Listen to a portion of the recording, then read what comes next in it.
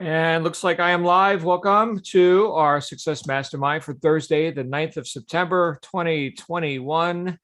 John Lavenia here with you as always, and filling in for Shannon, who is still traveling. It's good to see anyone who's tuning in via the interwebs or live here on Zoom or via YouTube or wherever you're seeing this. I'm inspired by a lot of what I see going on in the online business world, as well as just in the personal development space, which is where I've been in for a long time, and want to acknowledge everything that people have been learning lately in terms of like the books we've been going through and the other materials that I've shared with people throughout this group and throughout the industry. Um, I'm looking at our calendar for today, and this is our main session for today. And then, of course, we've got our hospitality suite that's open for our members throughout the day. If people need a meeting space or they want to discuss anything, we can do that. Also, a month from today, I'm going to be in actually Las Vegas, speaking at an event there. It's also good to see a lot of people kind of coming out and doing the social thing.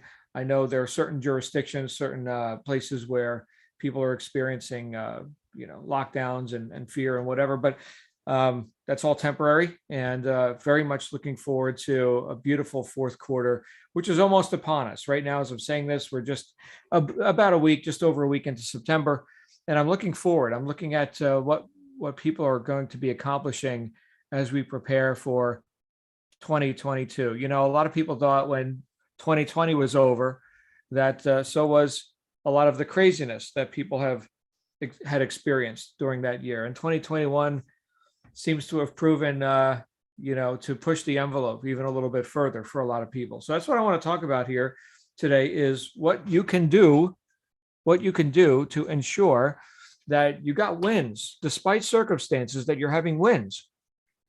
Because I don't think look, I'm all for, delayed gratification. I think that's a good and valuable thing. That's something that intelligent people can entertain and can do. But you still have to have gratification, right? You don't defer life until, the afterlife or something. And I know that's the philosophy that some people operate with, is constant delays, constant deferral. Well, what is it that you could experience that would be gratifying for you right now? In other words, as a person who is taking action now, you're living now. Let me just make sure I'm on Do Not Disturb, because people like to ring me exactly when I go live on a meeting. All right, should be good. But what is there that you could do right now that would be gratifying to you? I think that's a great question.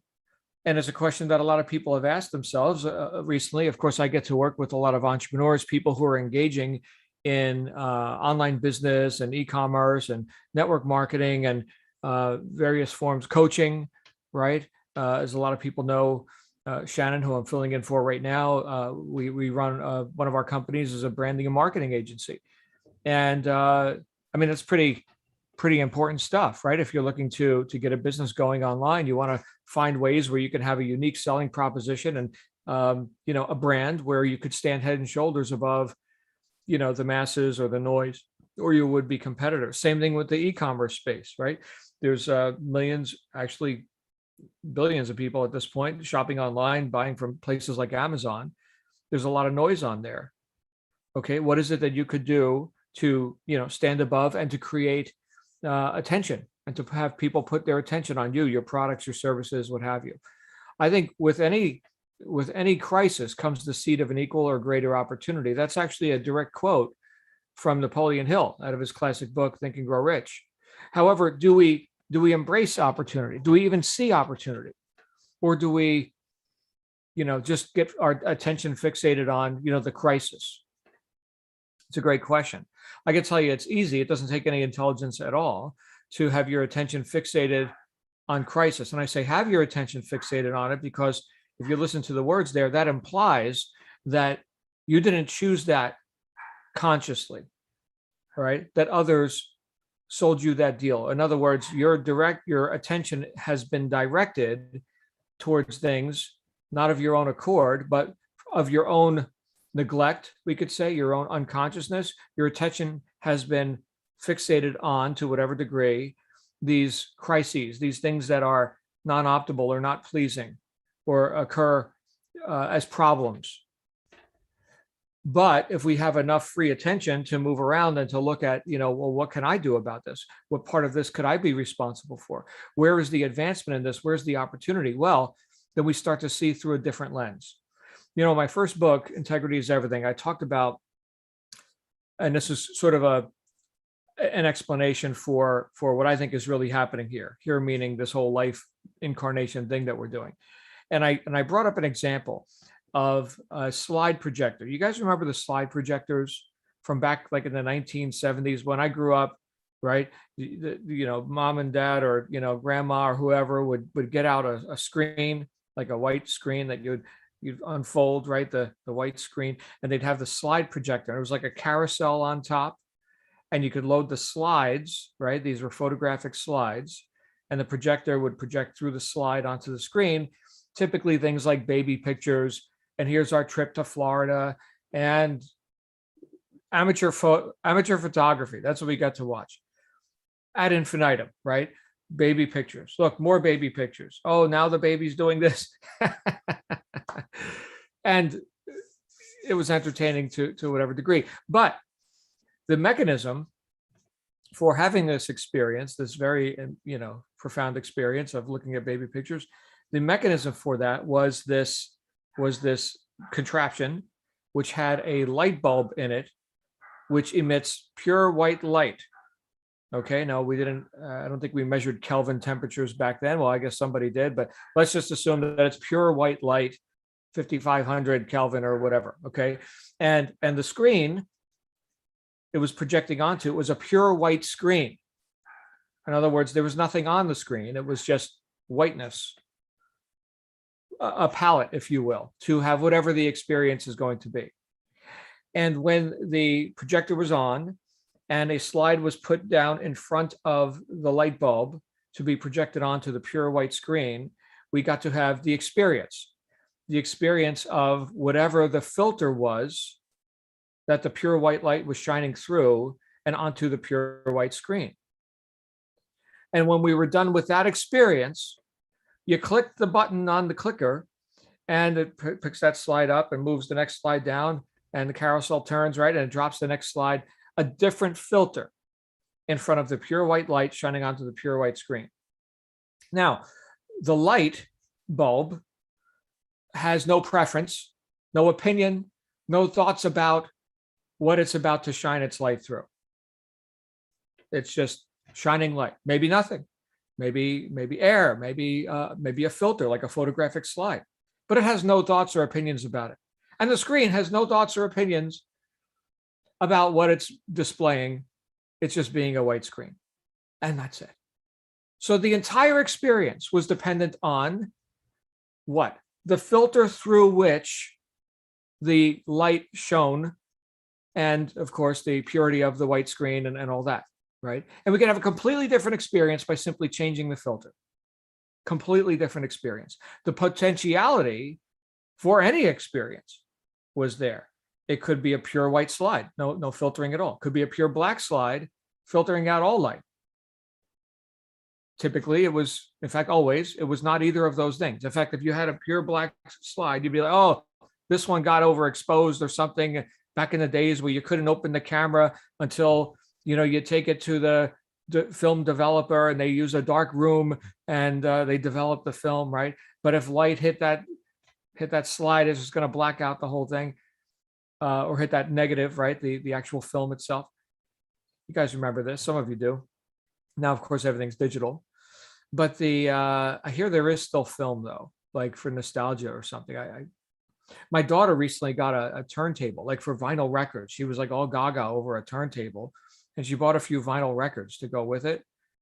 And I was like, well, what records are you going to get? Well, whatever they got. So she got AC/DC, and I think Barry Manilow, and maybe a Barbara Streisand or Donna Summer record or something. I'm like, oh my goodness, you've never even heard of these people. She's like, yeah, but they're records. Okay. But back to the point that the filter through which our potentiality moves or radiates, right, determines the experience we're going to have. So I mean, this sounds like a fantastic argument for being deliberate about what filters we're allowing ourselves to experience life through. And to be deliberate about that means that we're cause, right? So every conversation we've had here in this group comes back to, in my assessment, comes back to one principle or law, and that is cause and effect. And to whatever degree I am knowingly and deliberately choosing to be cause, in other words, to have an effect, to create the life by design, to be gratified by the things that I'd prefer in life, right? There's definitely an argument for delayed or deferred gratification. Absolutely. Okay, so we can think ahead. We can be prudent, right? We could say, all right, well, I'm not going to, hastily or recklessly, with throwing caution to the wind, right? Just go ahead and seek only instant gratification. I mean, that's a life of ruin right there. But at the same time, I'm not going to constantly defer living until somebody else tells me it's time to live. The book that we just started reading in our book study group is Wake Up and Live by Dorothea Brandt, who I would say is probably my favorite female author of all time, just with that one book that she wrote. Tremendous. Anyone who doesn't have a copy yet, if you're in our mastermind group, it's all in the member site. Just download a free copy. It's out of copyright, so I can give you a free one. But the first 4 chapters of this book are all about victimhood and why we love it. The rewards of failure, the will to fail. In other words, whether we know it or not, putting the wrong filters in front of that light bulb again and again and again, and it's habitual. You see, it's not something we have to think about so much. Again, any half an idiot can do this. You can go ahead and succumb and be the effect, not be effective, but be the effect yourself. But effects don't create effects. Causes create effects. So we actually have to examine what are these filters that I'm allowing to dictate my experience. By the way, this is easier said than done. Intellectually, we can get the slide projector example, right? And if you don't like that example, think of other machinery that you could look and say, oh, yeah, I see, that's very workable. Yes, I see how that holds water, right? That theory makes sense. We're proving it here in the physical world. Okay, great. So if you have a proof for that, if you've got a guideline or a benchmark or some example that you could look at to see that this is working in your life, whether you know it or like it or not, well, can we be more deliberate about that? And here's how we do it. I already gave you one of the hints, right? And that is study. What you put in is what's going to come out. I deliberately change my filters. You, with physical things that you paid for, well, hopefully you do this. Let's say, for example, your car, that's your mode of transportation. You've got whatever attachment to that you have, right? Hopefully you're a good steward of your material possessions, and you go and you have the oil changed, or you change it yourself.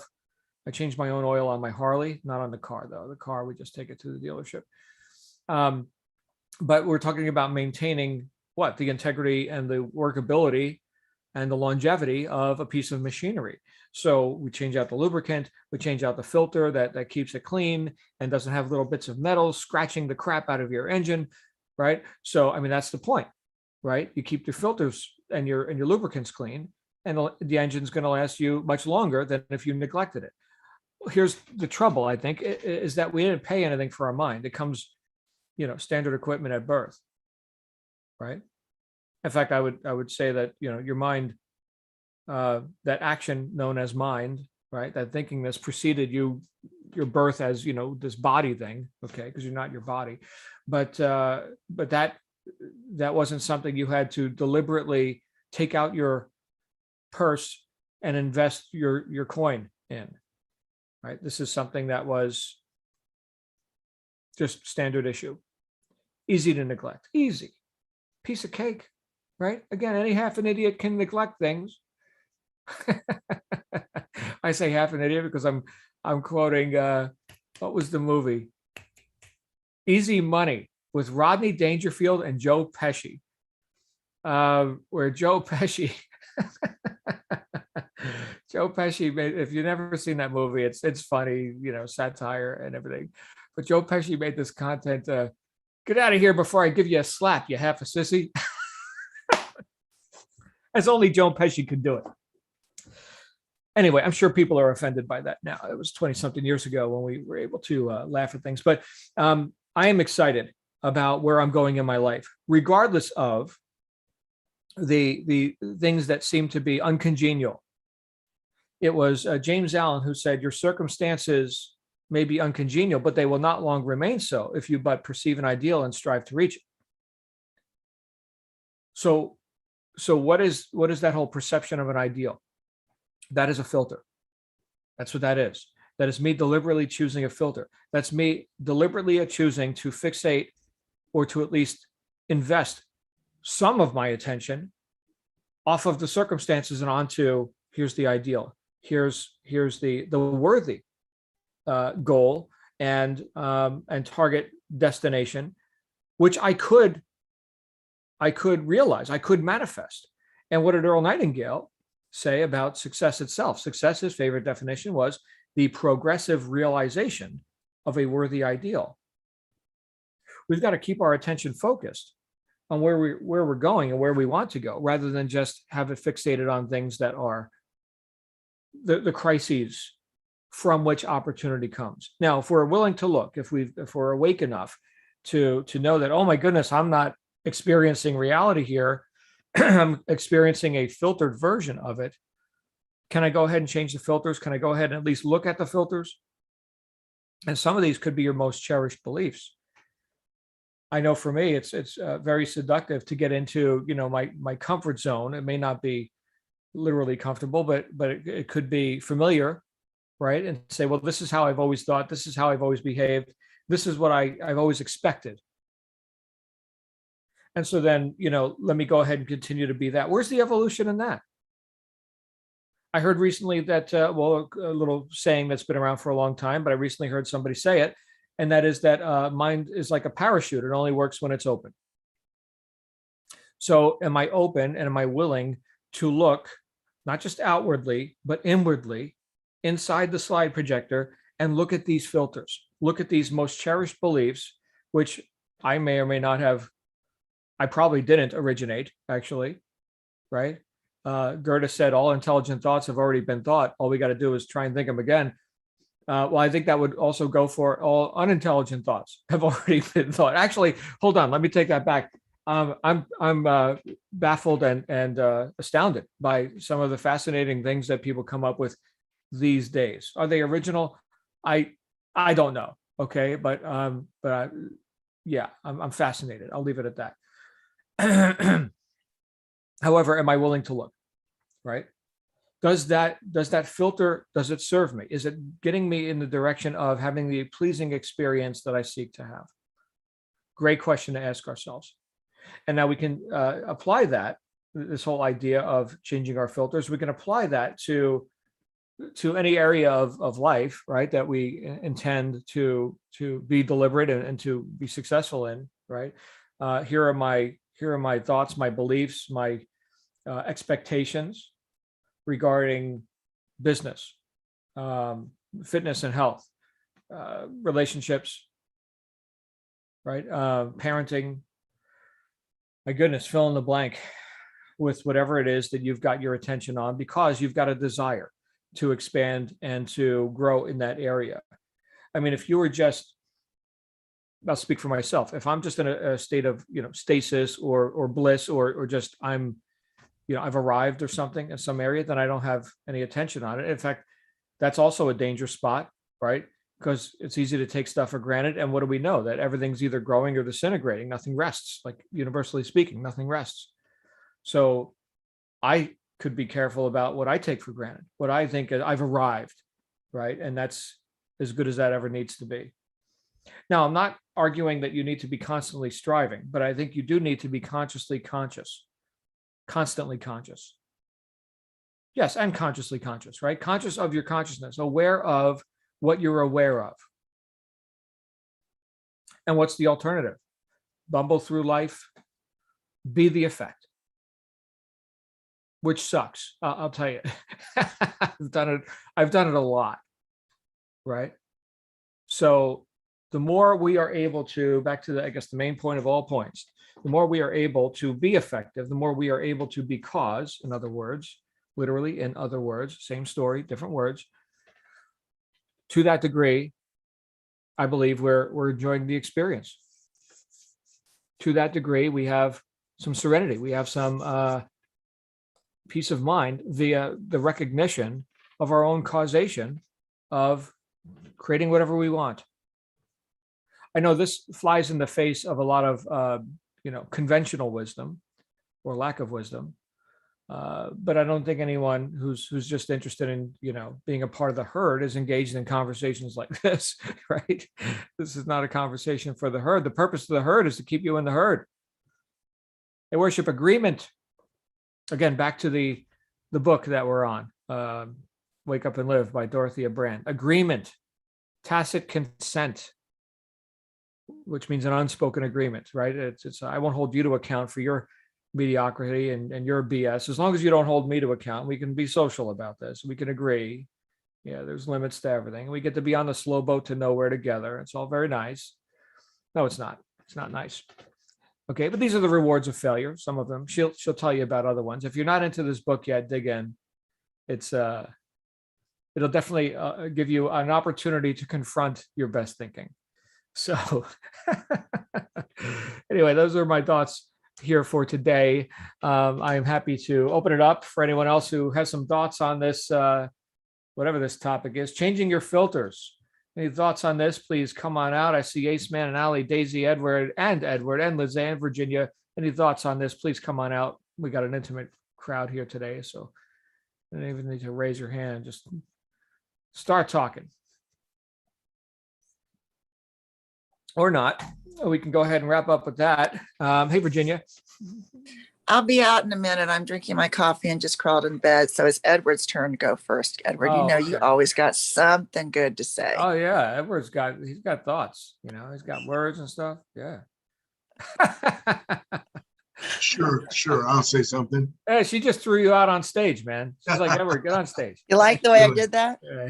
That is cool. Filters, framing, perspective.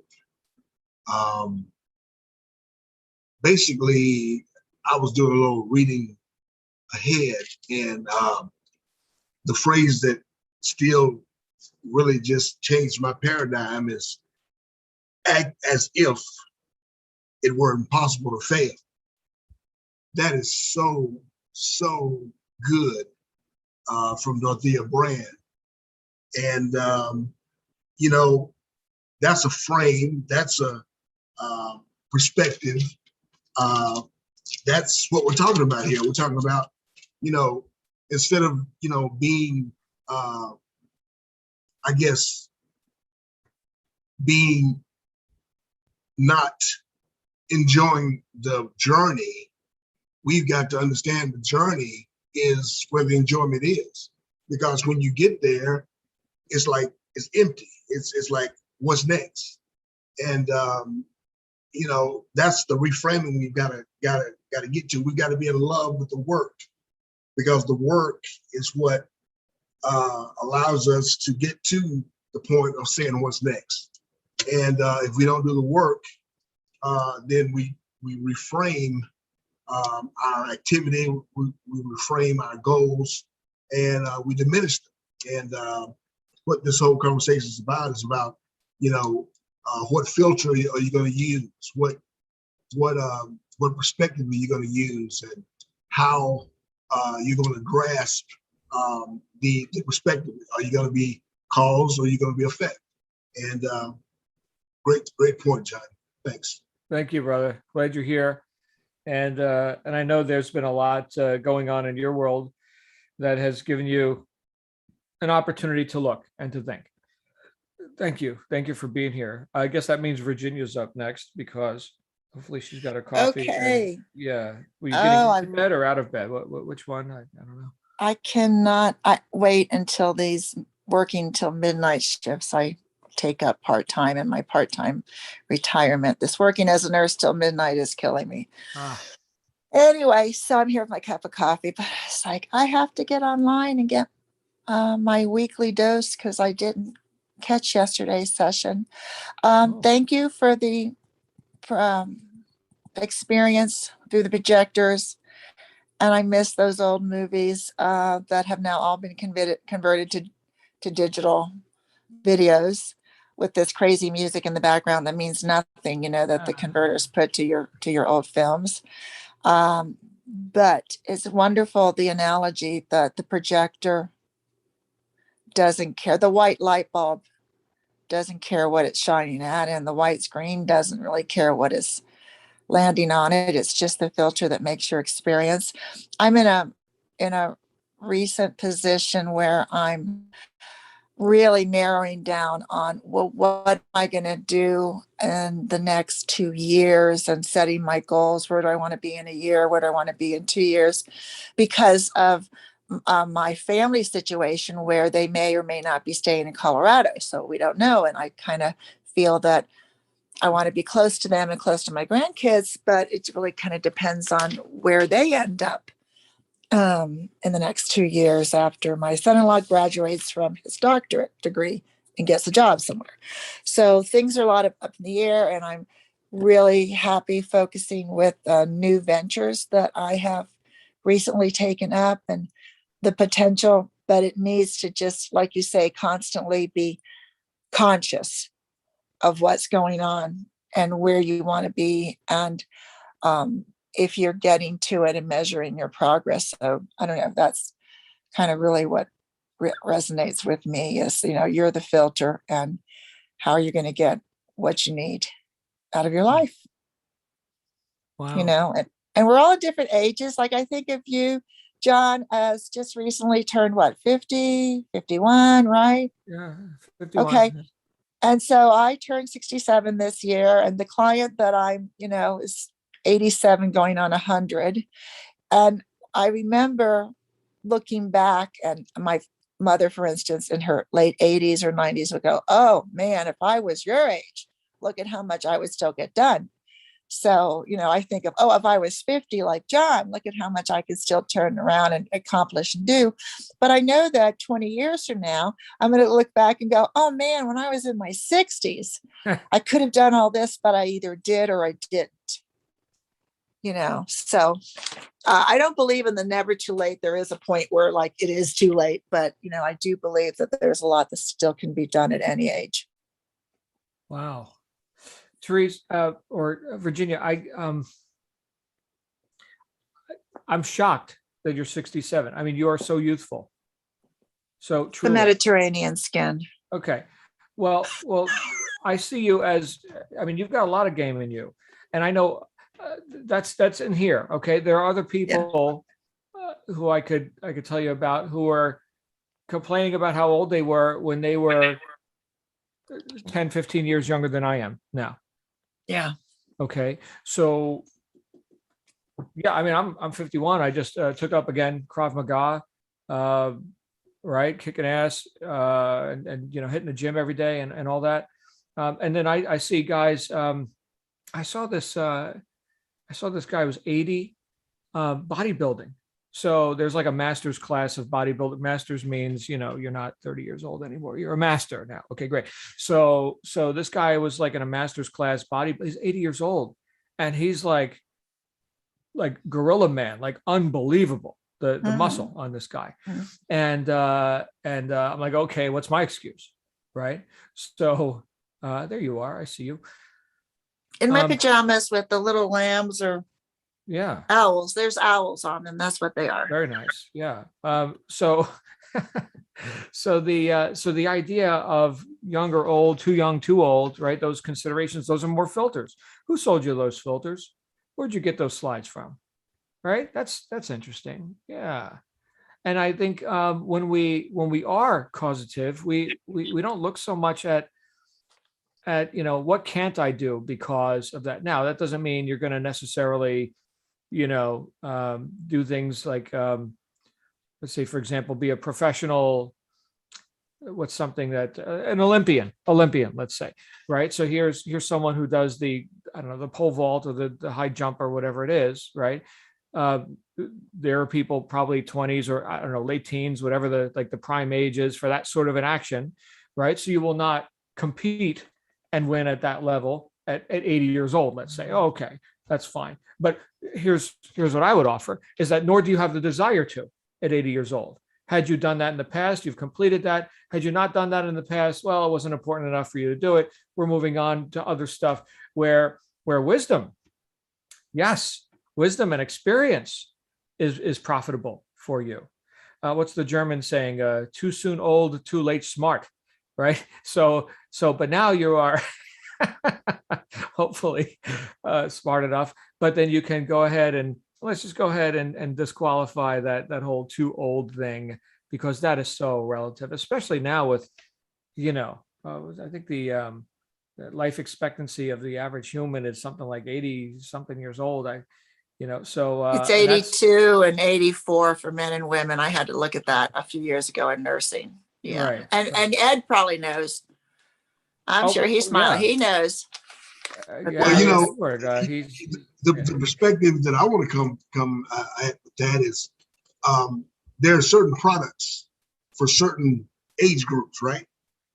But you can always circumvent that by the wisdom you have in your head. Case in point, say for instance, I've got a granddad who's 70, and pretty much every policy out there, they can't get that. And if they do get it, it's just too expensive, or the health, or the case may be. And there may be great advantages to it, right? Well, the way that person can participate is they can have a grandson, and they can have the grandson as the insured, and basically have themselves as the owner. And all the benefits of that policy is theirs. And they can do whatever they want to with it because it's their policy. So what I'm saying is that you're never too old. Even if you want to be an Olympian at 85, guess what? You can participate in helping somebody else get there and live through their experience. So it's a fantastic way to filter, to frame, to see, to vision everything you're trying to get done. So that's the way I see it. Yeah, Edward's got an answer. He's got an answer for that. Sold. And it's exactly like Ed says, do you remember the movie with Kathy Bates, Fried Green Tomatoes? Oh, great movie. If you've never seen it, got to get Fried Green Tomatoes. And she says she's probably in her 40s, mid 40s, late 40s then. And she says, I'm too old to be young and too young to be old. And a lot of times that carries through us. We're changing into the things we used to do that we can't do anymore. And, and a lot of times that does happen in your 40s. Okay, I'm not in my 20s and 30s anymore. Oh my goodness, but I'm still not in my 50s or 60s. What's going on with life? And I take that to heart also to mean that I can continue. I'm in a situation where I do have a lot of energy, and I do have a lot of life, and I do have a lot of vibrancy. Maybe, and I don't even take a lot of medications or anything. So maybe I'm in a better place than a lot of other people in my age group. But I still sometimes feel like I'm too young to be old, but I'm too old to be young. So you just have to find the balance. There are triathlons that are in their 80s in their age group. My son-in-law's mother, it must be 72 or something. They live in Florida, and they're driving across later this month to go to a race up in South Dakota that is a huge annual event. And she's going to compete in this, I don't know how many miles run that she does in her age group, so they're coming specifically to see us and to go do that. I'm like, okay. So you can do with modifications not what you've always done, but other things that you want to do and maybe have the interest in at this point in life. Right. Like, I'm going to get in the dirt and shoot guns. Okay. That's right. That's right. We're doing it. And for any of our members who are interested, you still have maximum of 2 weeks to book that. We're doing the Vegas thing at Front Site. It's going to be awesome. All right. Let me ask this because I just had a thought. Back when I was younger, okay, I ran across a lot of people my age at that time, when we were 29 and 30 and that sort of thing. Why was it that there were so many young ladies that was just going crazy because they were turning 30? They were like, oh, I'm going to be 30. I'm no longer 20 something. I'm like, really? Mhm. There's so many people who died when they were 6, they never got a chance to get to your point. And it's like people are just going crazy because they're aging, but it's a blessing. And it's all about the filter you see, it's amazing. Right. Yeah, I remember my mother talking about how she was 29 every year, still 29. Okay. Yeah, I think, somebody sold her an idea, right? That 30 is whatever 30 is. So awesome. Anybody else? Any other thoughts before we wrap up for today? Okay, so there's nothing else on the calendar scheduled for today that I am seeing here. We are clear for takeoff for a big, busy day. Tomorrow, of course, is Fun Friday, so let's have some fun with that. Wear a funny hat or a Hawaiian shirt or what have you, and then yeah, we will be wrapping up the week, of course, tomorrow afternoon on Be Heard. Thank you guys for being a part of this, and I will look forward to seeing